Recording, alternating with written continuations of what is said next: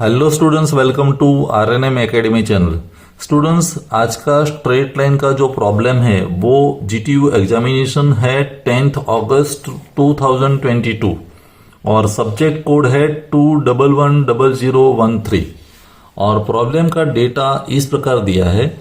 Line A B 65 mm long has its end A 20 mm above HP and 25 mm in front of VB.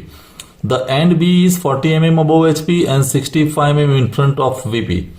Draw the projections of AB and show its inclination with HP. तो students, मैं इसका solution आज आपको दिखा रहा हूं। Steps मेरे साथ समझते जाइए और आप खुद डायमेंशनली ड्रॉ करते जाइए। मैं ऑन पीस ऑफ पेपर में डायमेंशनली ड्रॉ नहीं कर रहा हूं क्योंकि वो टाइम कंज्यूमिंग है, लेकिन मेथड में आपको दिखा रहा हूं स्टेप बाय स्टेप। तो उसी स्टेप को फॉलो करते जाइए और आपको डायमेंशनली एक्यूरेसी मेंटेन करके जो लाइन मिलती है वो आपका फाइनल सॉल्यूशन होगा। चलिए शुरुआत करते हैं प्रॉब्लम के डेटा की। लाइन ए बी है तो पहले मैं डेटा लिख देता हूं। लाइन ए बी है 65 mm लॉन्ग, मीन्स उसकी ट्रू लेंथ मुझे दी है 65 mm। ट्रू लेंथ है 65 mm। Has its end A point 20 mm above HP, means मुझे ए की पोजीशन दी है। ए है 20 mm above HP, 20 mm above HP and 25 mm in front of VP, 25 mm in front of VP। Normally एक point की position दी जाती है, लेकिन यहां दोनों पॉइंट की पोजीशन दी है। बी की भी पोजीशन मुझे दी है। B is 40 mm above HP, 40 mm above HP and 65 mm in front of VP, 65 mm in front of VP। Normally क्या होता है स्टूडेंट्स, जब दोनों पॉइंट की पोजीशन दी जाती है तो साथ में डेटा में एंड प्रोजेक्टर्स डिस्टेंस जरूर दिया जाता है, ईपीडी जिसको कहते हैं, दो पॉइंट के प्रोजेक्टर्स के बीच का डिस्टेंस। लेकिन यहां एंड प्रोजेक्टर डिस्टेंस नहीं दिया है। प्रॉब्लम इस तरह से टिपिकल है कि एंड प्रोजेक्टर डिस्टेंस नहीं दिया है तो मुझे बी की पोजीशन जो नोट करनी है उसका मुझे डिस्टेंस मालूम नहीं है। एक ये प्रॉब्लम है। दूसरा, इसमें कहीं एंगल नहीं दिया है। थीटा भी कितना है, फाई कितना है, कोई एंगल दिया नहीं है। तो प्रॉब्लम थोड़ा सा टिपिकल है, लेकिन मेरे साथ मेथड समझते जाइए। हम क्या करने वाले हैं, सबसे पहले मैं एक्स वाई लाइन ड्रॉ कर रहा हूं, रेफरेंस लाइन जिसको कहते हैं वो। तो ये मैं रेफरेंस लाइन बना रहा हूं, एक्स वाई लाइन। आप भी इस तरह से ड्रॉ कर लीजिए। ये हमारी एक्स वाई लाइन हुई। सबसे पहले अभी ए पॉइंट की पोजीशन में नोट कर रहा हूं, ए 20 mm अबोव HP। हमें प्रोजेक्शन ऑफ पॉइंट पता है, above HP means above XY and in front of VP means below XY। तो अबोव XY क्या आएगा, elevation point, front view point. कितना डिस्टेंस पर, 20 mm। तो यहां कहीं XY से डिस्टेंस ले लीजिए 20 mm और एक पॉइंट मार्क कर दीजिए A डैश। याद रहे ए डैश का यहां से डिस्टेंस कितना है, 20 mm। ये डिस्टेंस होना चाहिए 20 mm। तो मैंने ए डैश पॉइंट मार्क कर दिया और उसी प्रोजेक्टर पर 25 mm in front of VP means below XY। तो 25 mm जितना डिस्टेंस लेके यहां पॉइंट मिला जिसको हम कहेंगे टॉप व्यू पॉइंट A और उसका डिस्टेंस है 25 mm। तो आपने दो पॉइंट्स नोट कर दिए, A dash 20 mm above XY and A 25 mm below XY। I hope यहां तक हो गया। अभी जैसे ही दोनों पॉइंट्स मिलते हैं तो दोनों में से आप हॉरिजॉन्टल लाइन लाइट पेंसिल से ड्रॉ कर दीजिए। लाइट पेंसिल से एक जस्ट प्रोजेक्टर है इस तरह से, एक लाइन वहां मैंने ड्रॉ की और दूसरी लाइन यहां पर लाइट पेंसिल से। तो ये दोनों लाइन जनरेट हो गई। अभी दूसरे पॉइंट का पोजीशन मुझे पता है, लेकिन मुझे वो कहां लेना, इस लाइन पर लेना, इस लाइन पर लेना, यहां लेना, वो कहीं दिया नहीं है। तो करेंगे क्या, ये सॉरी गलत, ये लाइन मिस पेन टच हो गई, लेकिन उसका कोई रिलेवेंस नहीं है। अभी मुझे वो कैसे मार्क करना है वो समझ लीजिए। मुझे ये दिया है कि बी 40 mm अबो HP, तो XY से 40 mm डिस्टेंस लेके मैं एक लाइन बना सकता हूं अबो XY। तो जैसे ये 20 है तो 20 से डबल एक लाइन में ड्रॉ कर सकता हूं। देखिए ऐसे, ये डिस्टेंस कितना होना चाहिए, तो मैं नोट कर दूं, ये डिस्टेंस जो है, ये डिस्टेंस है 40 mm, और 40 mm पर मुझे जो लाइन मिली वहां मैं लिख सकता हूं this is locus of B dash. मेरा बी डैश का लोकस 40 mm अबो XY होगा। कहां होगा, यहां होगा, यहां पर होगा, यहां पर होगा, वो मुझे पता नहीं है, लेकिन locus of B dash XY से 40 mm ऊपर होगा। और वैसे 65 mm in front of VP, तो XY से 65 mm नीचे भी एक लाइन ड्रॉ कर दीजिए। ये 25 तो है, तो मीन्स 65, तो यहां से डिस्टेंस ले लीजिए 65 XY से, और एक पॉइंट मार्क करके मैं यहां भी एक लाइन ड्रॉ कर रहा हूं इस तरह से, ये लाइन। याद रहे ये डिस्टेंस जो है वो आपका कितना होना चाहिए, XY से 65, ये 65 है, तो 65 पर ये लाइन भी हमने ड्रॉ कर दी, और यहां हम लिखेंगे लोकस ऑफ बी। मीन्स मेरा टॉप व्यू वाला पॉइंट XY से 65 पर नीचे आने वाला है, वो कहां आएगा वो हमें डिसाइड करना है। यहां भी हो सकता है, यहां भी हो सकता है। तो स्टूडेंट्स याद रखिए, अगर एंड प्रोजेक्टर डिस्टेंस मुझे पता होता ना कि भी वो 50 mm में, तो वो लाइन फिक्स हो जाती वर्टिकल, लेकिन वो एंड प्रोजेक्टर डिस्टेंस दिया नहीं है। तो ये पेपर सेटर की मिस इंटेलिजेंस लेवल है कि वो उन्होंने हमें एंड प्रोजेक्टर डिस्टेंस नहीं दिया है, टैक्टफुली हमें वो फाइंड करना है। तो यहां तक तो हो गया लोकस ऑफ बी डैश और लोकस ऑफ बी। अभी हम करेंगे क्या कि मुझे एक हिंट दी है या एक क्लू है, ट्रू लेंथ कितनी है 65 mm। तो आप करेंगे क्या, ए डैश पर आपका सेंटर रखे कंपास का, और 65 mm रेडियस सेट कर दीजिए स्केल से। ए डैश पर सेंटर और 65 mm रेडियस ले लीजिए, और ये जो लोकस ऑफ बी डैश वाली लाइन है उसको कट कर दीजिए।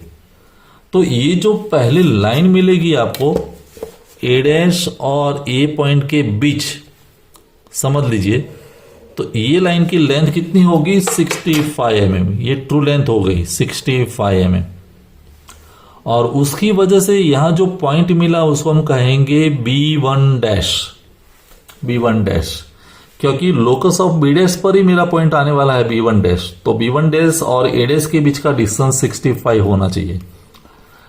एक ये बात हुई। अभी वैसे मैं प्लान में भी दिखा सकता हूं 65 mm लेंथ होनी चाहिए, लेकिन वो पॉइंट यहां पर आना चाहिए। तो ए को सेंटर रखे कंपास का, और 65 mm लेंथ आपकी सेट कर दीजिए, और फिर यहां भी आर्क लगा दीजिए। तो यहां भी जो आर्क लगाते वक्त ये जो लाइन मिलेगी ए और दोनों पॉइंट के बीच, वो भी 65 ही होगी। ये ट्रू लेंथ होगी 65, और यहां जो पॉइंट मिला उसको हम कहेंगे B2। ये B1 डैश और ये हुआ B2। मीन्स मुझे दो लाइन मिल गई, और बाकी दो लाइन हम इजीली फाइंड कर सकते हैं वर्टिकल लाइन ड्रॉ करके और बाद में आर्क लगा के।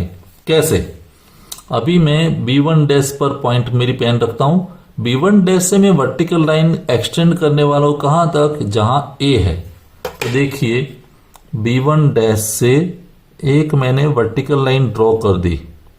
कहां तक करनी है वो आपको याद रखना है।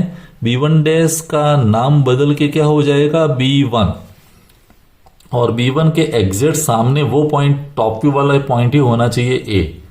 तो A भी टॉप व्यू पॉइंट है, B1 भी टॉप व्यू पॉइंट है, तो दोनों के बीच का डिस्टेंस जिसको हम कहते हैं plan length, it is PL।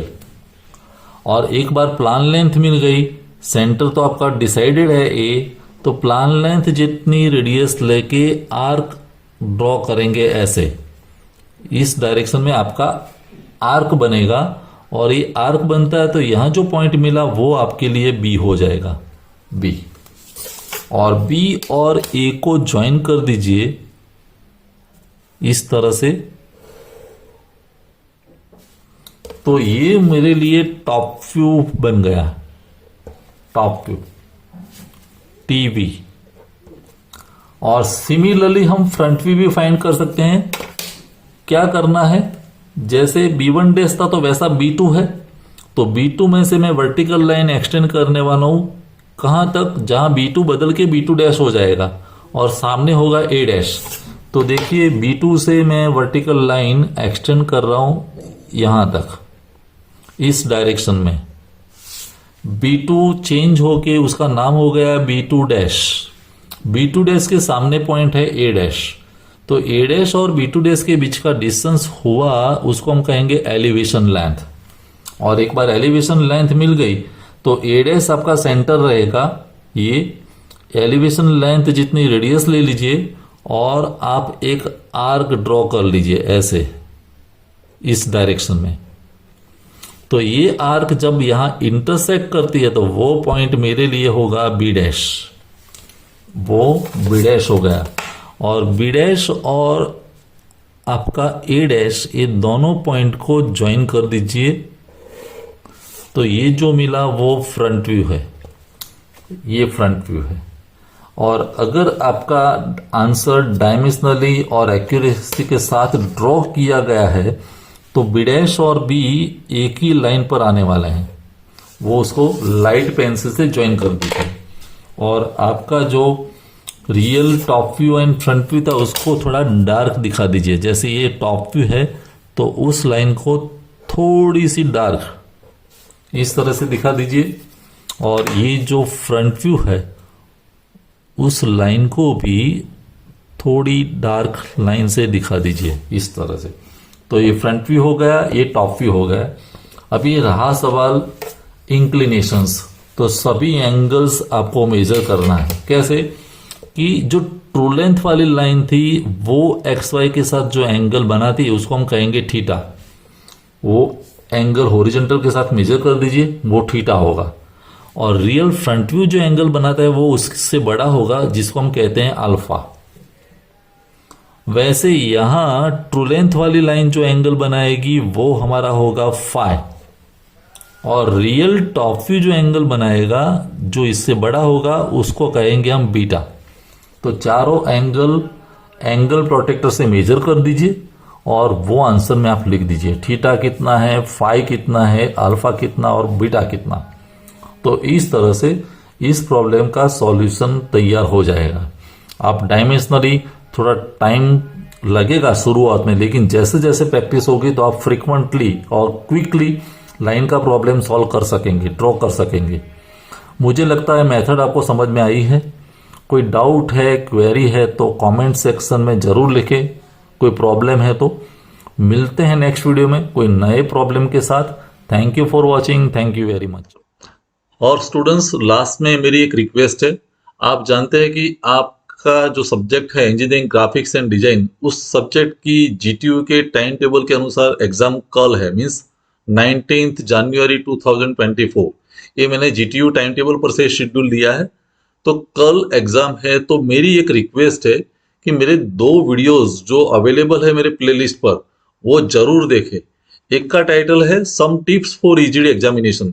EGD की एग्जामिनेशन में जब आप अपियर होने जा रहे हैं तो इम्पोर्टेंट जो बातें हैं, वो शॉर्ट वीडियो है लेकिन सुनना जरूरी है। Very important for GTU first semester students, तो वो एक देख लीजिए। और दूसरा जो वीडियो है IMP questions for EGD examination. EGD examination के लिए इंपॉर्टेंट क्वेश्चंस कौन से हैं, कैसे प्रिपेयर करना चाहिए।